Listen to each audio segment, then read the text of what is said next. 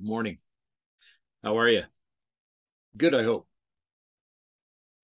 I'm just enjoying my coffee this morning.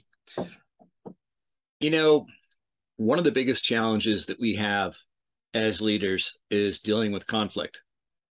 And I was reading an article about conflict costing US companies over $6 billion annually. And I thought, well, that's a crazy figure. And then they started mentioning, well, the impact of absenteeism as a result of conflict at work, tardiness, low productivity, quality errors.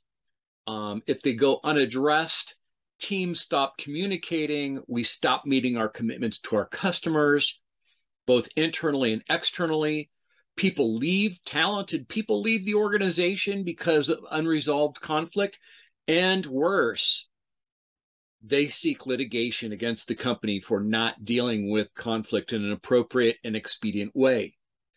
And this is not that difficult to understand.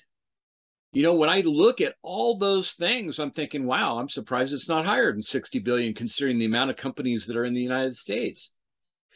And the one component that we need as leaders to address conflict is courage. It takes courage to intervene and become the moderator of people who are in conflict. And it could be conflict in terms of not understanding their job responsibilities, management responsibility. As a leader, all of my people should know exactly what they're responsible for, what's expected of them, because we should have these conversations on a regular basis. The idea of having annual reviews is ridiculous now. We wouldn't even imagine running a business that way anymore. And I know as a leader, it's like, oh my gosh, when do I have time? We create that as a part of our dialogue with our employees. We remind them, hey, you're responsible for this. How's it going with that? Do you need any help?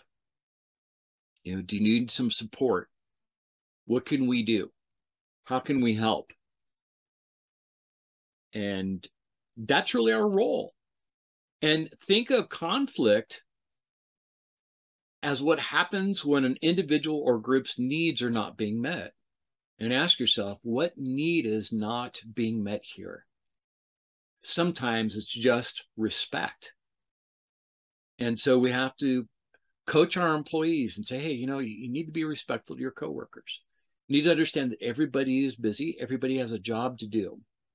And I know X is your number one priority and you need the help of, Joe or Samantha, but you need to understand that they have priorities too. So why don't we get together, 5-10 minute meeting, and talk about what the priorities are and get you back on track. We really need, as leaders, to do the best we can to alleviate the stress off of our employees so that they can be more productive, more creative, more innovative, and happier at work. Because I believe that happiness belongs in the workplace. We do better when we're happy. We perform better when we're happy. We look forward to work. We're better problem solvers when we're happy. So remember, as a leader, we focus on the people who do the work.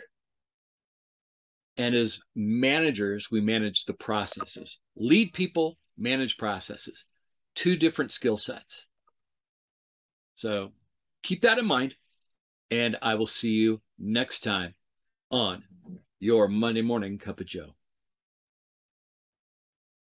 Now go forth and take on the day.